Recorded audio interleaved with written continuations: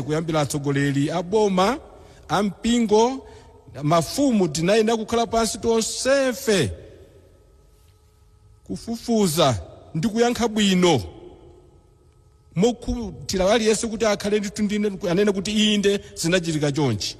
Koma mpaka lero mawu amene tikumva kwa amene anakafufuza ineyo sindikukhutira nawo mpaka pano.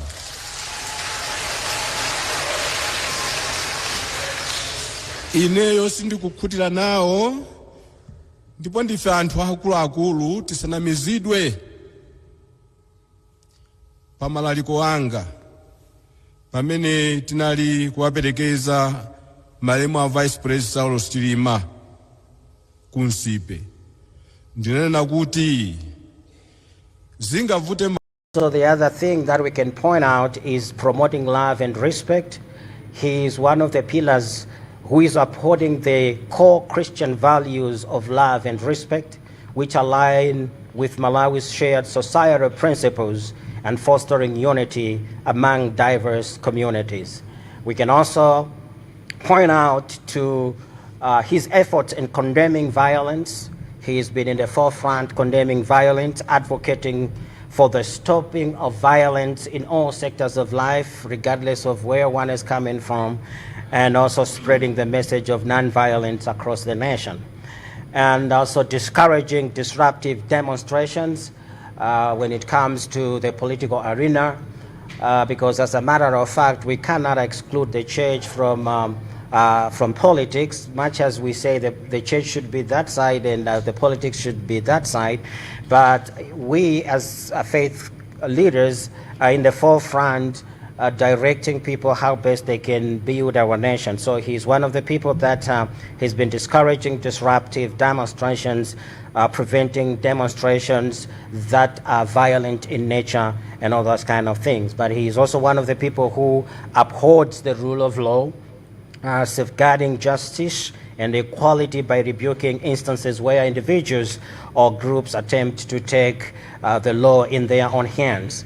And also, he's one of the people who has encouraged national unity at large, affirming that Malawi belongs to all, whether from the north, central, and south, and emphasizing the right of every individual to move freely and exercise rights without fear or discrimination. These are some of the things that we can point out that we are learning from him and from other faith leaders, and as far as building up our nation is concerned. But what is our concern after we have looked at all the positives and the things that we are learning from him? While we honor these commendable efforts, we believe that Archbishop's recent remarks somehow fall short of both the values he has stood for throughout his ministry. The values that we've talked about, non-discriminatory, the values that we have talked about, ministry, propagating peace and promotion, proper and responsible discharge of faith leaders' functions. The recent remarks undermines the same that he has been upholding. As a consequence, we also believe his recent remarks risk undermining the unity which is being fostered in our country, but also undermines the peace that is being fostered in the country, but also undermines the reconciliation, because these are the core things that we're looking for as a nation: to reconcile where we did not do well to each other, to bring peace and unity in our country, regardless of religion, regardless of political affiliation, regardless where one is coming from. Urgently, Malawi is at a verge of looking forward to people that are going to bring peace and unity in whatever we are speaking, we are talking. And so how could this undermine the peace? How could this undermine the tranquility and the unity and the reconciliation that needs to take place? First and foremost, we have to understand that the remarks can bring a failure to promote peace and accountability, because as figures in the religious sector, our words are so powerful in whatever we do and whatever we say. So being very conscious in what we are saying to the nation and our people is very key in building our nation. If we are going to be careless in our words while we are on the pulpit in the confined walls of our churches, of our mosques, it will not end there, because all these people are living in a society where they meet as a family unit, as a community unit, later on at the larger extent as a national unit. And that's why we are seeing that these remarks have got the ability to undermine the promotion of peace and accountability. And so we are pleading, and that's why we are saying, no, it's very, very important that some of the things needs to be put on the limelight so that as faith leaders, as people who are in front, as people that the nation believes on us, and the government should be coming to us seeking help, seeking advice and assistance in how to run other things and affairs. It is very, very important in the choice of words that we use in our pulpit, because they have got the power to build the nation, but they also have got the power to destroy the nation. I want us to believe that as people who have learned principles of preaching and principles of teaching, you would be able to understand which words are building for, which words are for reconciliation, and what is it that we need to do in order that we put all people together as Malawians without being divided in one way or the other. And while the scriptures are so greatly at length, they clearly spell out the kind of message, but also the kind of conduct, but also the kind of attitude and character required of faith leaders in the course of discharging our ministry, including St. Paul's admonition for faith leaders to not have anything to do with foolish and stupid arguments, because you know they produce quarrels. You know, when we produce words that are not in tandem with what is supposed to be done, at the end of the day, the nation is going to be at break. And the Lord's servants must not be quarrelsome, but must be kind to everyone, able to teach, and not resentful. And this is according to 2 Timothy chapter 2, 23 to 24. So we believe that the bishop's remarks have fallen short of this mandate, thus undermining the collective responsibility that we as faith leaders have to speak only what builds people's holistically, spiritually, economically, and otherwise. Not what puffs people up with resentment and pride, inciting them to do things that are not in tandem with building the nation. Additionally, since the bishop is a national figure, his approach failed to reflect the moral and civic duty he has to contribute to and sustain the national unity and peace. And number two, we are saying the remarks risk of division within the nation as well as in the faith communities. The timing and content of the bishop's statement risk sowing unnecessary division within the faith community and the nation at large. It is important to acknowledge that the Commission of Inquiry, for example, into the tragic accident that claimed the lives, for example, of the late Vice President, Dr. Sauls Chilima, and the other 8 people that were also affected. It was a commission that was instituted because we Malawians wanted it to be constituted. We cried for it, and the leadership of the nation instituted a commission of inquiry. If the leadership of the nation instituted the commission of inquiry, I am very much pretty sure that the leadership of the nation can be validated both spiritually as well as intellectually. Meaning to say, the people that were being chosen to be part and parcel of the commission of an inquiry, they were skilled people in one way or the other. There were lawyers and legal experts. There were traditional leaders that we do respect in our nation. There were religious leaders that we respect in our nation. In other words, when faith leaders come in a podium like that one and discredit what is in a report, we are undermining the credibility of the leadership that instituted the Commission of Inquiry, of which we are mandated to, but not in a public podium. We can find means and ways of doing the same, because we are mandated to do that. We are mandated to invite the people in leadership in whatever way, because we have the capacity to do that. And so we are saying that if the Archbishop had concerns about the Commission's finding, we believe he should have respectively raised those concerns, either directly with the Commission when he had opportunity, and he still has opportunity for that, out of respect for the fact that the members of the Commission are esteemed professionals, just like we have alluded to. We had technocrats in there. We had tradition leaders in there. We had faith leaders in there with different skills being instituted by the leadership of the land.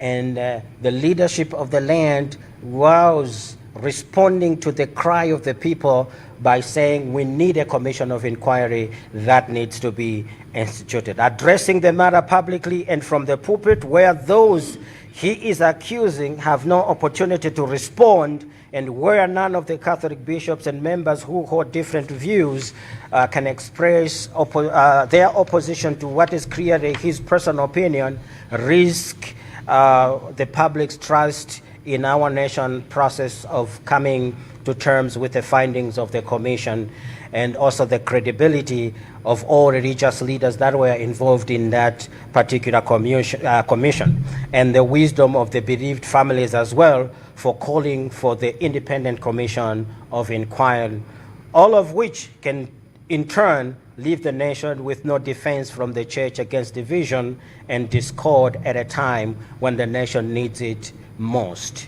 And number three, we are seeing that there is a missed opportunity to provide healing and hope. We were at a trajectory whereby the nation was going or is going to a healing process. And lo and behold, while we are on the trajectory of a healing process, and then we are coming back and say there are evidences that needs to come out, meaning to say, no, let's not heal, let's go back, which is detrimental to our nation, and we need to see that this is a missed opportunity to provide healing and hope. So at a time when Malawi is embarking on a healing trajectory, the bishop's remarks could have served as a beacon of hope, comfort, and encouragement, helping the nation to heal from a deep and pain wound that no single commission of inquiry can heal, and a painful loss that no commission of inquiry can reverse. For such commissions are only meant to be part of the healing process and not the whole process. For there are other aspects of national healing that must come from duty bearers like Archbishop Msusa himself and all faith leaders themselves, including the responsibility to shepherd the nation towards accepting and grieving our nation laws. Instead, the Archbishop missed the opportunity to do this as part in the healing process by detracting from the collective progress being made toward reconciliation and peace. The late Vice President was a national figure whose tragic death deeply affected all Malawians, regardless of political, regardless of social or religious affiliation. and even deeply affected some members of the Commission of Inquiry who knew and loved him personally. As such, national tragedies demand responses from faith leaders that transcend individual or denominational interests, focusing on collective healing that comes from understanding that we have suffered the loss together and must grieve that loss and heal from it together, not statements that unduly and unfairly presume to portray ourselves as grieving genuinely and others are not grieving at all. And number 4, acknowledging the work of the Commission of Inquiry is very, very important. We commend the Commission of Inquiry for their transparency, professionalism, and accountability. The Commission provided an open platform inviting anyone with information regarding the accident to come forward. With this inclusivity demonstrates commitment to uncovering the truth. And the bishop's rejection of the findings without stating what evidence or knowledge he has as a basis for denouncing it suggests that he is in possession of additional information, in which case he owes it to the nation to state what this information is so that it can be compared to what those who presented evidence to the commission provided, failing to which the nation in general and the faith community in particular has no choice but to regard these sentiments as being driven by something else other than established facts and evidential material that are available for public scrutiny. After all, the fact that the bishop did not dismiss or reject the credibility of the Commission of Inquiry when it was appointed means that even he himself accepted that members were high-level professionals and technocrats with integrity and expertise required for such a sensitive task, and so it cannot be in good faith that he dismisses it credibly now, simply because its findings do not suit his preconceived and unsubstantiated notions about the accident. In fact, it cannot even be claimed that the Commission of Inquiry did not conduct its work independently or without political interference. For all of us as a nation are aware the commendable, exemplary, and unprecedented decision by His Excellency the President to demonstrate profound transparency by releasing the Commission's report to the public before receiving it himself.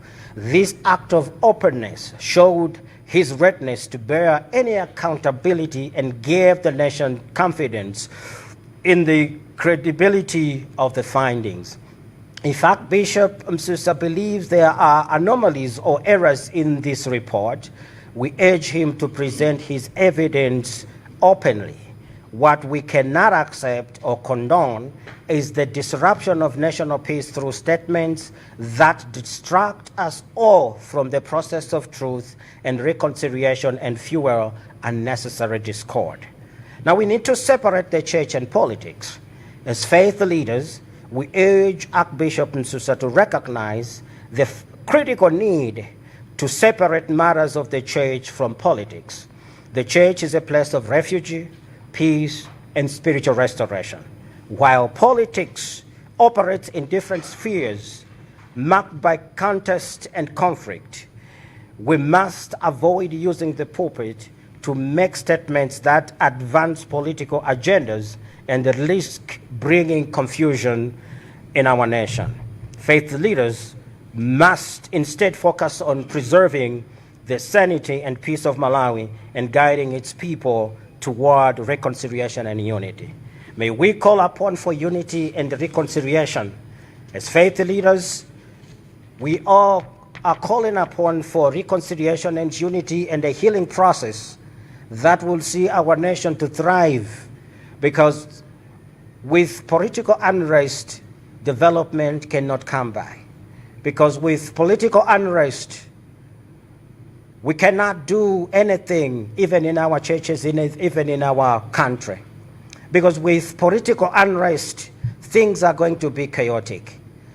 So we are calling for a mind from the faith leaders that is going to say, let's build our nation together, regardless where we are coming from in terms of religion, regardless where we are coming from in terms of political affiliation, regardless of whatever we are, but we need to build. And so by that, we need to be very careful in the choice of words that we are using, that we learned when it comes to homiletics, when it comes to hermeneutics, so that we are able to build our nation, and together we can leave this nation to our children, a developed nation.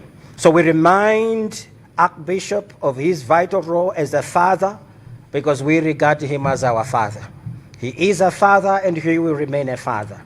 And we are just pleading that we need to be just very conscious in our statements that are going to cause chaos in our country. That must not come out from the pulpit. And so we are pleading for such.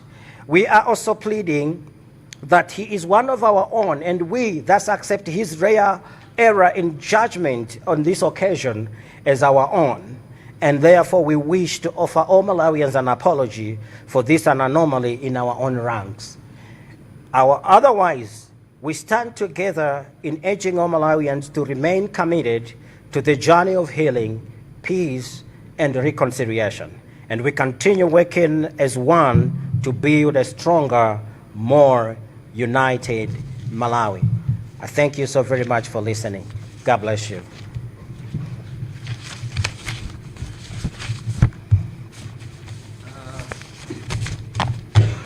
Thank you very much, Dr.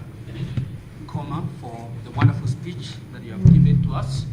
At this juncture, I want us to ask Apostle H.J. Chigona Malunche for a comment. Thank you very much. My comment on the report and on the speech Doctor has written is to thank the Catholics that we would like to acknowledge the significant impact and influence the Catholic Church has had on the development of this nation and its unwavering commitment to promote peace in Malawi.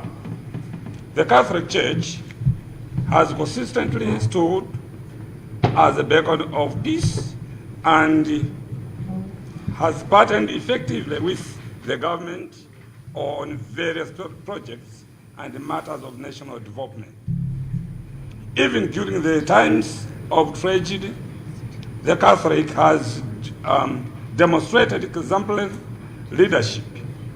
Following such events, the Church has provided wisdom and counsel and extended solidarity to His Excellency and the nation as a whole, offering support that reflects its deep commitment on unity and progress. We are here to recognize and appreciate these efforts, acknowledging the vital role the Catholic Church has played in shaping our nation's journey towards peace and development. Thank you very much. You can clap hands for that.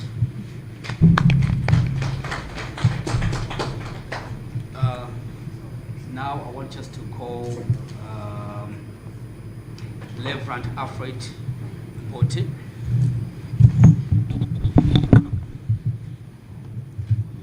Thank you very much. Now I want us to call Reverend Alfred Bote.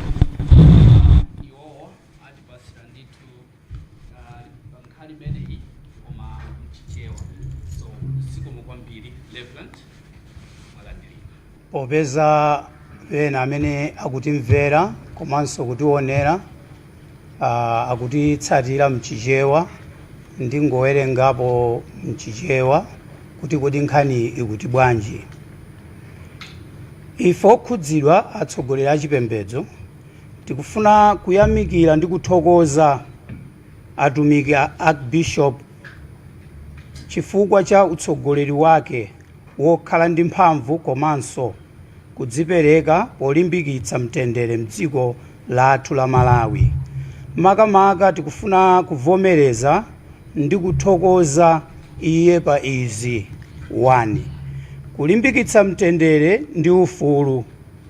Kuyesetsa kwake kuonetsetsa kuti mtendere ukhale maziko a dziko lathu, komanso kuti aliyense wa Amalawi asangalale ndi ufulu wokhala ndi moyo wa mtendere ndi chiyembekezo.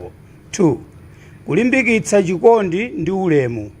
Kukhazikitsa mfundo zofunika za Chikhristu, chikondi ndi ulemu, komanso mfundo zomwe Amalawi onse amagwirizana nazo. Potero kulimbikitsa umodzi pakati pa anthu osiyanasiyana.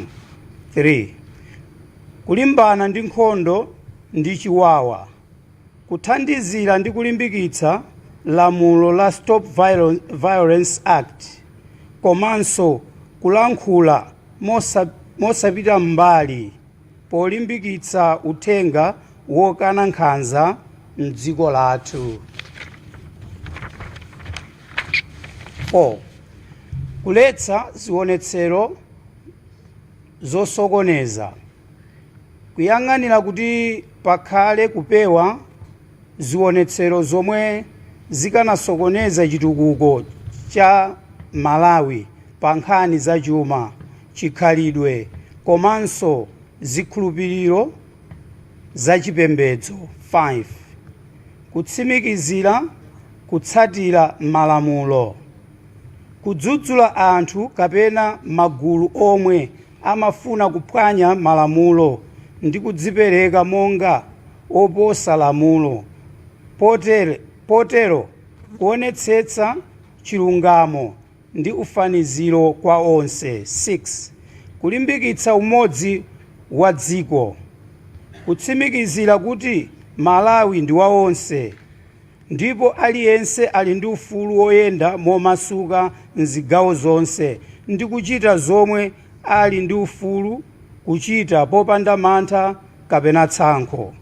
Ngakhale tikuyamikira kwambiri kuyesetsa kumeneku, tikukhulupirira kuti pali mwayi wina woti uthenga wa Archbishop wokhudza umodzi, mtendere, chikondi ndi ufulu ukhale wolimba mtima kwambiri, kuonjezera mphamvu pa uthenga wace, kuthandizira kulimbikitsa mgwirizano ndi chitukuko cha Amalawi ambiri.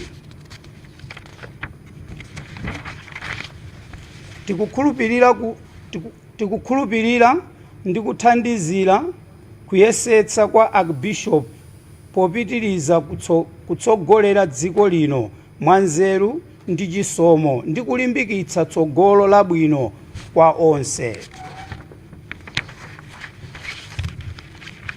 Mawu ochokera kwa atsogoleri a chipembedzo okhudzidwa pa zonena za Archbishop Msusa pa nkhani za dziko. Ife atsogoleri a chipembedzo okhudzidwa tikuona kuti ndikofunikira kuyankhulapo pa zonena zomwe Archbishop Msusa wa tchalichi cha chikatolika ananena pa utumiki wake ku Blantyre dzulo. Ngakhale timalemekeza udindo wake ngati mtsogoleri wa uzimu, tikukhulupirira kuti mawu ake sanakwaniritse udindo wawo omwe anapatsidwa atsogoleri a chipembedzo, m'malo moti akhazikitse mtendere, mgwirizano ndi kuyanjana komwe dziko la Malawi likufunira kwambiri pa nthawi yovutayi. Mawu ake akhoza kulimbikitsa mikangano yosafunika. 1. Kusakwaniritsa udindo wokhazikitsa mtendere ndi kuongolera. Udindo wa atsogoleri a chipembedzo ndi kubweretsa bata, mtendere ndi machiritso mdziko makamaka nthawi ya mavuto. Zonena za Archbishop Msusa sizinakwaniritse udindowu koma zikuonetsa kulephera kwa atsogoleri achipembedzo pa nkhani yoonetsetsa kuti anthu akhala ogwirizana komanso kuti dziko likhale lolimba mtima ndi lokhazikika. Njira yomwe adagwiritsa ntchito sinaonetse udindo wa uzimu wotithandiza kufikira pa mtendere ndi mgwirizano. 2. Chiopsezo cha chisokonezo. Chiopsezo cha kusokoneza mgwirizano mdziko ndi chipembedzo. Nthawi komanso zomwe Archbishop Msusa ananena zili ndi chiopsezo choyambitsa kusamvana mdziko komanso gulu la atsogoleri achipembedzo.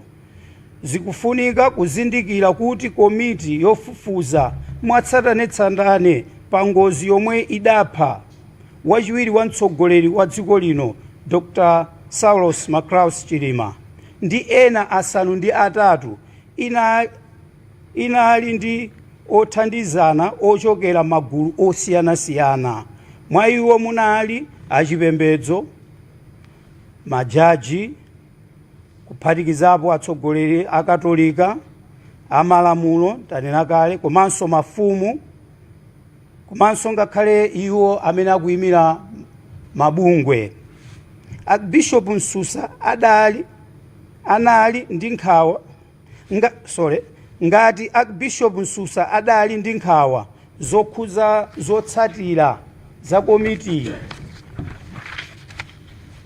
akanatha kufotokoza nkhani zake molunjika kwa komiti, kulankhula pagulu, osayamba kukambirana kwa yekha kumawononga chidaliro ndipo kumatha kubweretsa kusokoneza mdziko.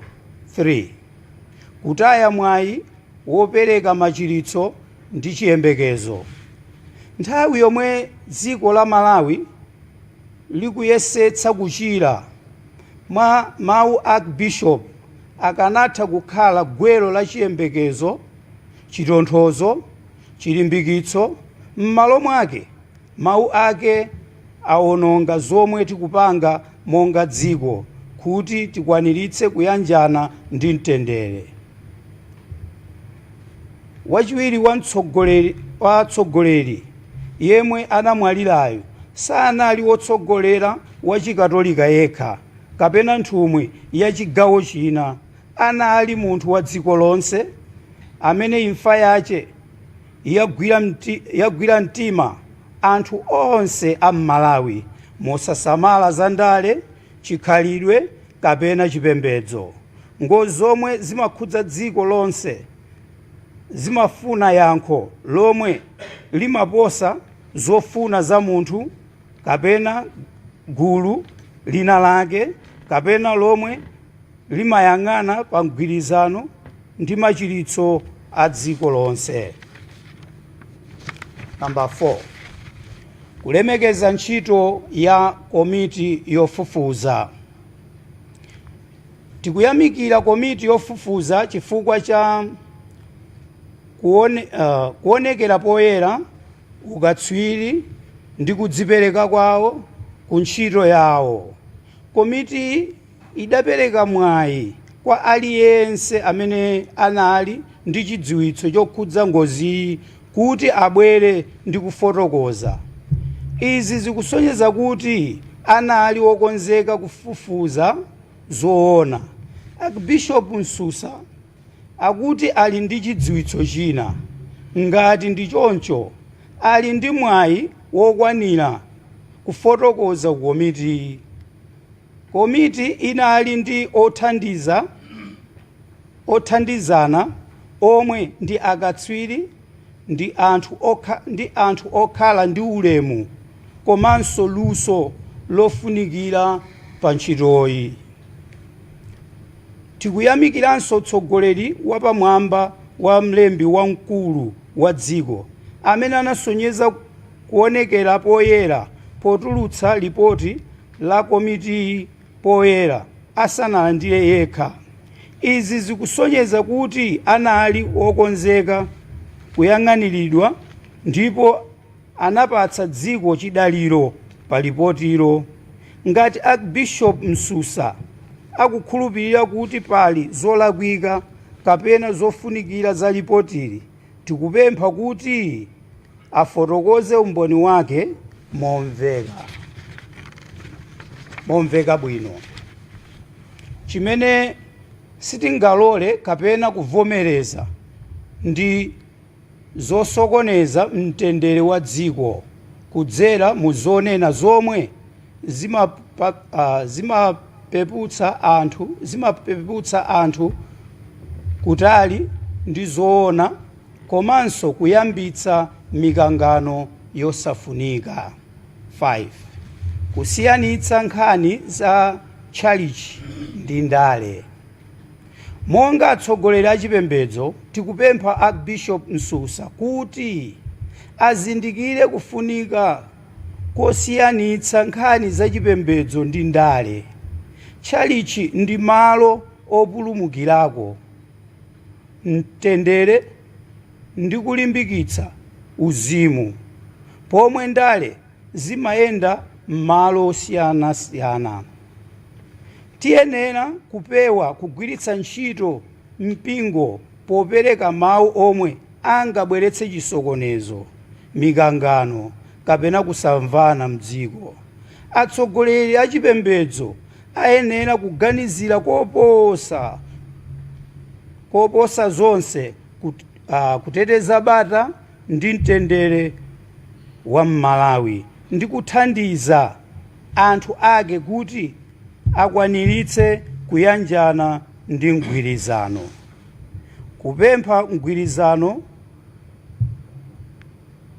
ndi kuyanjana. Monga atsogoleri a chipembedzo tikupempha Archbishop Msusa ndi atsogoleri onse a chipembedzo kuti aganizire mphamvu ya mawu awo ndi kukhudzidwa komwe angabweretse. Tigwiritse ntchito malo athu olankhulira kulimbikitsa chiyembekezo, kumvetsetsa ndi kulimbikitsa mgwirizano wa dziko. Malawi ikufunikira machiritso osati kusokonezeka. Tikumukumbutsa Archbishop Msusa za udindo wake ngati bambo wa chipembedzo mdziko lino, kulimbikitsa mtendere, kuteteza mgwirizano, kutsogolera mwachitsanzo kuti asunge makhalidwe abwino ndi uzimu wa dziko lino. Tikumaliza potero tikulimbikitsa anthu onse a Malawi kuti apitirize kudzipereka pa ulendo wa machiritso, mtendere ndi kuyanjana. Tigwire ntchito limodzi kuti timange Malawi wolimba komanso ogwirizana.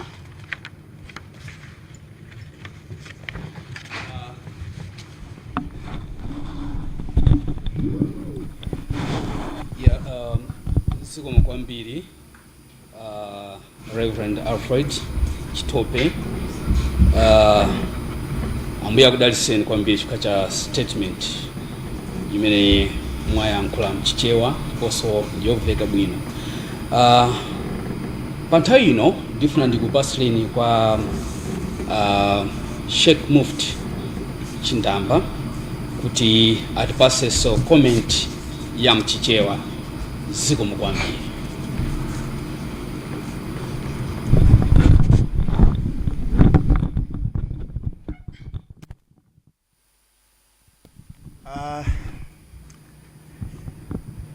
Choyambirira tithokoze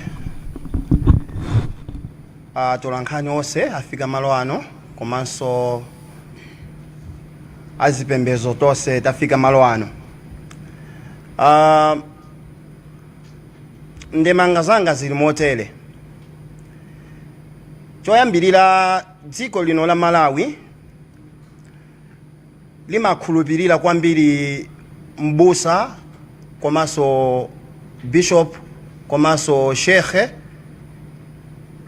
potengera kuti ndi udindo umene uli waukulu pamaso pa Mulungu kuposa maudindo onse. Zimene zimayankhulidwa ndi bishop anthu aja amachitenga kuti ndi choona, zimene zimalankhulidwa ndi shekhe amazitenga kuti ndi zoona. Ndipo mkatikati mwa liwu lililonse limene wayankhula shekhe kapena mtumiki wa Mulungu, chimenecho anthu amachisunga kusiyana ndi anthu amene ali andale. Nde ngati ife azipembezo kapena kuti azisogoleri azipembezo amene tikusogolera mipingo yonse, tiyenera choyambirira tisamalise, chifukwa ndi zinthu zimene zingayambise chisokonezo nziko, chifukwa ndi anthu amene anatikhulupirira chifukwa cha mzimu wathu umalumikizana kwambiri ndi Mulungu. Koma pambuyo pamene tili ifeyo azipembezo, pamene tili azitumiki a Mulungu, sitili ndi mphamvu yayikulu yoposa Mulungu, chifukwa mphamvu yayikulu ili ndi Mulungu. Mulungu mu Qur'ani akunena kuti Allahu ya'lamu ma fi suduri. Mulungu amaziwa zimene zili mu mtima mwa munthu, pomwe bishop sangaziwe zimene zili mu mtima mwa munthu, shekhe sangaziwe zimene zili mu mtima mwa munthu, pastor sangaziwe zimene zili mu mtima mwa munthu. Udindo wina umafunika kumusiyira Mulungu. Musapereke chinthu chimene inuwa mulibe umboni. Ndi chifukwa chake Qur'ani hadithi imanena kuti iyakum wa dhanna fa inna dhanna akdhabul hadithi. Upewe kuganizira, kungoganizira chinthu kuti izizi sindikugwirizana nazo ulibe munthu we umboni. Ndeti mapempha bishop athu olemekezeka amene sakuvomereza zinthu zina zimene zabangidwa kafukufuku kale mbuyomu. Opanga kafukufukuyo sanapange munthu mmodzi. Munali gulu lama lawyer, ma bishop anali momo, ma olemekezeka osiyana ogwira ntchito zosiyana ngakhale mafumu amene anali momo. Kulongosola mmene iwo azionera, koma umboni wina uli ndi Mulungu. Pamene umboni wina uli ndi Mulungu, tikupempha kuti azinenere a Mulungu tisazipangenso kukhala Mulungu. Omasusa zinthu zina zimene zinazo akaweruza Mulungu mwini wake mmene zinayendera. Palipoti lija limamveka kunena kuti ndege ija inapangidwa hayala ndi ofesi ya wachiwiri wa mulangizi wa president. Ndiganiza kuti umboni unaperekedwa omveka kunena kuti kusonyeza kuti ofesi imene inagwira ntchito yonena kuti ndege imene ija inyamuke. Timamva lipoti lija molimvesesa bwinobwino. Komanso aja inyaka ndege anapereka lipoti lina. Nde ineyo ndikudabwa azisogolera a Mulungu amene tukumazitchano sopano kumabwera poyera kuti tizipanga judgment ngati tunetafikano pa Mulungu. Izizi tiyeni ziko lino tilikhazikise likhale labata. Chifukwa ifeyo ntchito ya azitumika a Mulungu tili ndi malireso osamfikiraso Mulungu. Tikhazikise bata chifukwa mawu amene timayankhula azabweresa chisokonezo mziko potengera kuti azitumika a Mulungu ndi amene amamveda kwambiri kusiyana ndi munthu aliyese. Pempho langa linalilonena kuti ngati tikuyima pa gome, tiyeni tipange za gomeyo, tisapange zinthu zimene tizioneka ngati kuti tigawanise mtundu. Chifukwa mpingo muli monse muli anthu azipani zosiyana-siyana, palibe mpingo umene umalozera kuchipani chimodzi. Ziko lino tipemphe kuti likhale ndi mtendere. Mulungu akudaliseni.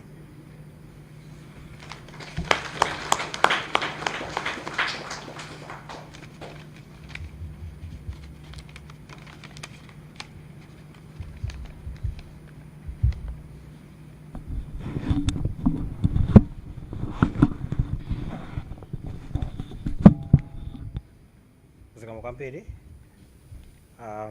nkuteka mwina pale mafusa awiri atatu, then we call it a day. Yes. Ndine Winston Kaimira kuchoka ku Zodiac Broadcasting Station. Poyamba funso langa atsogoleri muli apa ndila kuti mwina amene matsogolera makamaka simunatifotokozere kuti mwachokera mipingo iti komanso mwina ku mipingoko zomwe munenazi ndi zomwe amvana amene mumatsogolera akhristu osiyanasiyana kayanso anzathu achisilamu kuti amvana kuti zimenezi ndi zomwe tikufuna kuti mukanene kwa Malawi nzakuti mwamvana kumeneko ku mipingo yanu.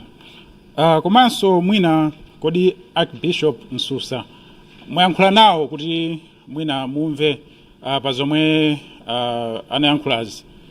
Funso lomaliza, mufuna pachitike chiyani kaya Archbishop apange chiyani chokhudzana ndi nkhani imeneyi, chifukwa mwangotifotokozera mwina maganizo anu koma simunakambe kuti kodi tsogolo lake likhale motani. Zikomo kwambiri.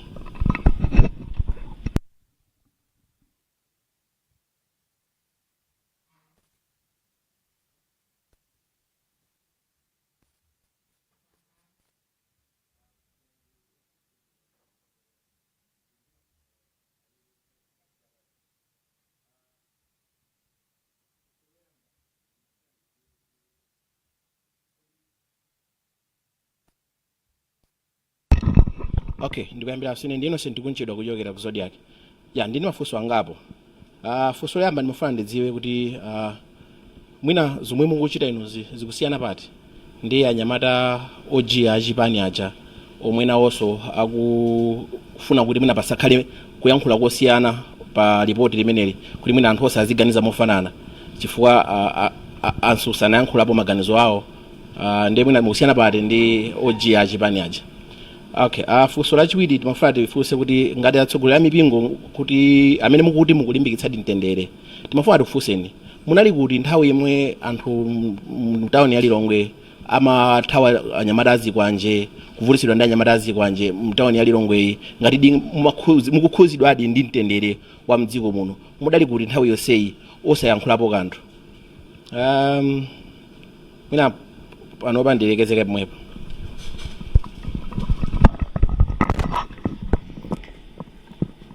Zikomo kwambiri, ine dzina langa ndine Brenda Kayo kuchokera ku Times. Mwayankhulapo kuti Ansusa alowetsa ndale pa nkhani. Ife tikhulupirira bwanji kuti inu simunatumidwe ndi ndale kukhudza nkhani. Komanso munanena zono kuti Ansusa ayankhula zosemphana ndi chipembedzo. Tinene kuti inuyo ndi zipembedzo zina mukusemphana pa nkhani iyi, muli magulu awiri osiyana. Zikomo kwambiri. Tiyankha mafunso atatu amenewo kenako timalizira pamenepo.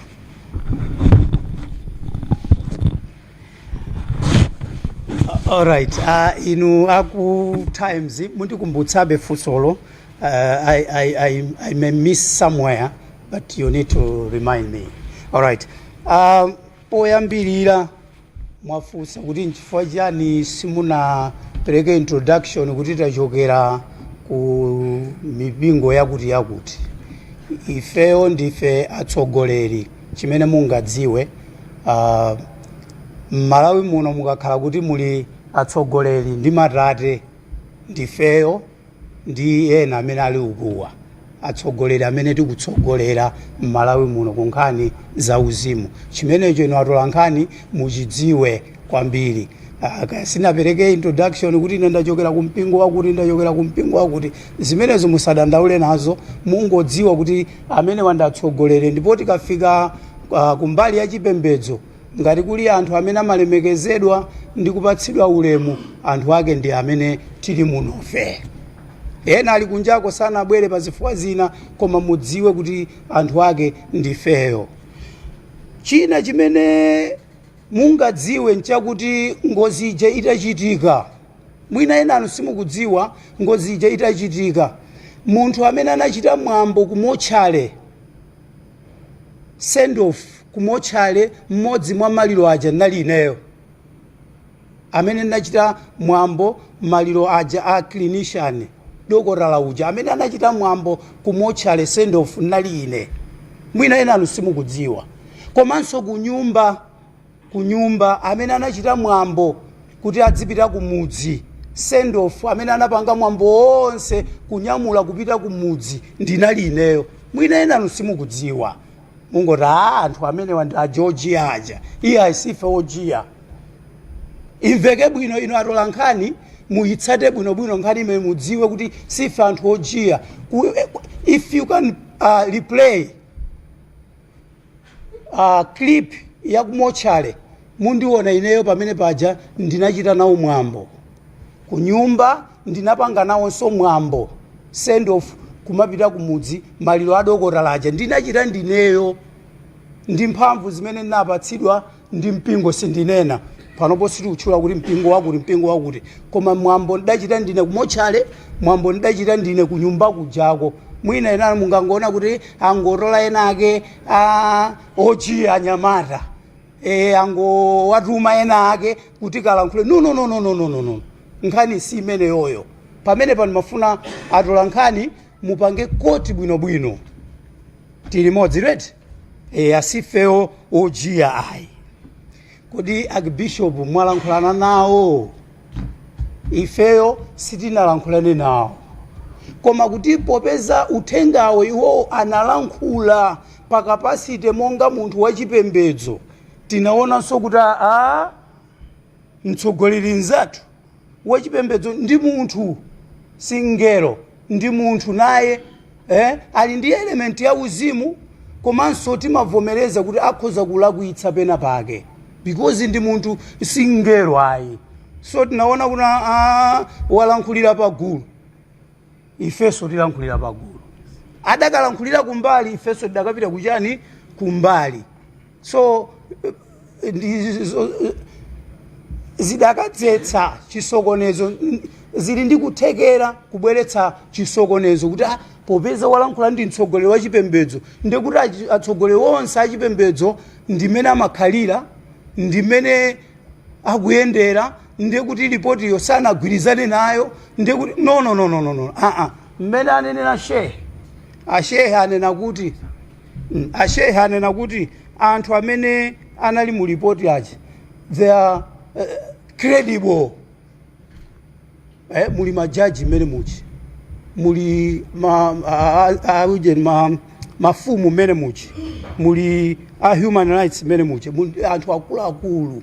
Monsinyo ine ndimapanga kafukufuku mmawa uno, Monsinyo Tawale si munthu wamasewerayi. Monsinyo, if you can do a research, Monsinyo si munthu amene anali mu inquiry muja, si munthu wamasewerayi. Monsinyo ndi munthu amene amayimira bishop amatha kuntuma kuti kachiteza kuti. So ife sanyamata ojiya munali kuti anyamata azikwanji. Nkhani imene ili pano si nkhani ya dzikwanje yayi. Nkhani imene ili pano ndi nkhani imene yalankhulidwa pa public, imene ikhoza ili ndi kuthekera kuti kutilekanitsa ife azipembedzo kuti awo akhale mbaliyo, awo akhale mbaliyo, awo akhale mbaliyo. Ndiye nkhani ili pano osati ya dzikwanje. Ngati pangabwere ya dzikwanje tidzakuitananinso atola nkhani kuti tabwerani tikufuna tikambe ya dzikwanje. But our main focus today ndiya kulankhula kwa mmodzi mwa ife Bishop Msusa. Chilipo chimene ndaiwala funso lanu layankhidwa? Yes. Kuti ndekuti adzipembedzo mukusemphana pa nkhani yokhudza ripoti imene linatuluka kuti akatholika agawikana komanso inunso achipembedzo ena mwagawikana. Kodi tikusemphana ife achipembedzo kuti akatolika ali mbali yawo enawo ali mbali yawo? Ayi, sitikusemphana.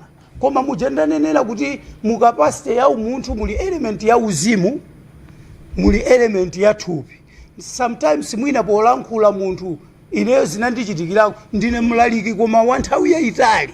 Mwina polalika ukaona audience nthawi zina pa Chingerezi timati you become too emotional. Chichewa chake tingati chani doctor?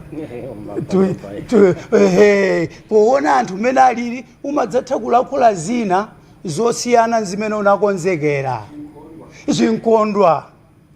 kuti apotere ndi munthu tikuvomereza umunthu wawo kuti pena akhoza kulowera mbali ina mwina popeza ndi munthu nawo koma sizinayenera kutero ayi koma sitikusiyana.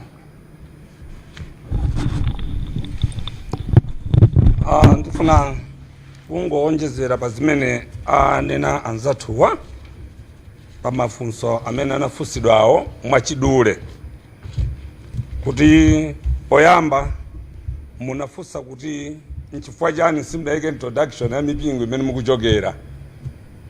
Ili ndi gulu la anthu okhulupirira osati mipingo. Nchifukwa ike tikafika mgulu limeneli timatuluka mmipingo mwathu nkulowa mgulu la anthu okhulupirira. Ndiye sichanzeru kuti tizikatchula dzina la mpingo wathu ngati tili gulu la mpingo wathu. Nchifukwa ike sidayike introduction ya kumipingo kwathu tili mgulu la anthu okhulupirira. Mukusiyana bwanji ndi anyamata ojiya waja. Ife tikusiyana ko basa anyamata ojiya sirudziwa kuti zimene amatsatira nzotani. Koma zimene limatsatira ife nzobweretsa mtendere komanso upoza mawala amene anthu ali nawo. Monga pa nkhani imene inatikhudza kuno ku Malawi imene idakhudzaso dziko lapansi, nkhani ya maliro, nkhani ya ngozi, nkhani imene ija inakhudza dziko lapansi. Ndiye ifenso ndamodzi mwa anthu okhudzidwa oti awa archbishopuwa ife sitilinawo nkhondo iyayi, tilinawo pa mtendere. Kungoti timangofuna kukonza kuti tikamalankhula pagulu tizidziwa kuti tulankhula mawu otani malo otani, chifukwa zolankhula zathu zikhale zopoza mawala, kuonjezera kupoza mawala amene tili nawo. Chifukwa ngozi zimene zija anthu amene tidaluza naini ni ngozi yopweteka kwa munthu wina aliyesa, unless atakhala wina mfiti mwina singampweteke. Koma anthu amene adabadwa kwa umunthu ili ndi ululu ochuluka mkati mwake. Ndipo chifukwa chimenechi nkhani zimene tikuyang'ana zimene zikhoza kupoza ululu umenewu mkati mwathu. Ndiye ngati tikuyang'ana nkhani zopoza ululu umenewu ndiye wina abweretse nkhani yowonjezeranso kumakanda m'mabala amenemo, tikuona kuti munthu amene kunalifunika ndithu kumlankhula mapadera kuti chimwene musakandanso m'mabala wanthu. Chifukwa tiyamikire mtsogoleri wa dziko lino amene adapereka ufulu kwa wina aliyense kuti kasudayitanidwe, koma ngati uli numboni ukhoza upita ukapereka. Ndiye awa bishopu wa malankhulidwe awo amalankhula ngati ali numboni wina odziwika bwino umene wadaona ndi maso kapena polankhula pawo. Ndiye timafuna kuti iwowa akadati akalankhule bwino anendera kupita ku gulu lija nkuwaluza kuti inenso ninkaumboni yaka onjezerani mripoti. Usiyana kuti gulu lapereka lawerengedwa anthu mabala yamba kupola yonkuyimiriranso kuyamba kukanda anthu m'mabala. So zimenezo zimene ndimafuna ndionjezere ziko. Thank you very much for the questions that you have asked us as concerned faith leaders. With our time that we prepared, we have passed with 45 minutes, so we are out of time. So because of this, we will not take other questions due to the time that we arranged. Thank you very much. Ndikukhulupirira kuti tonse ndithu tamvetsera zimene timayankhula pano komanso ambuye alemekezeke. Nkhani yaikulu imene timayankhula pano ndi yopanga unite our nation and peace. So konse kumene ife tili kapena kumene mkutionera konseko mute kuchimva understand that we are here for the peace of the nation, not any other things but the peace of the nation. That is why you have seen faith leaders from different places. Some they have come from Afar, Kasungu, different places they have come here just to kungoyankhulapo basi mene sachitikazi. Komanso tikuyamikira kwambiri bishop athu Msusa kuna kuti ndi munthu ona kuti tikusa kuona so statement anayamikira ndithu komanso anayankhulapo kuna kuti iyayi tisamakhale anthu ona kuti kukachitika ma demonstration tizinyamula kazi kwanje kachani. Statement yabwino kwambiri ngati imeneyo. So we are not here kuna kuti kapena ona kuti awala kuisa motani koma at least to give each other direction. Amen. Yeah, so panthawi ndipempha Sheikh Mufti Chindamba kuti apemphere zikomo kwambiri.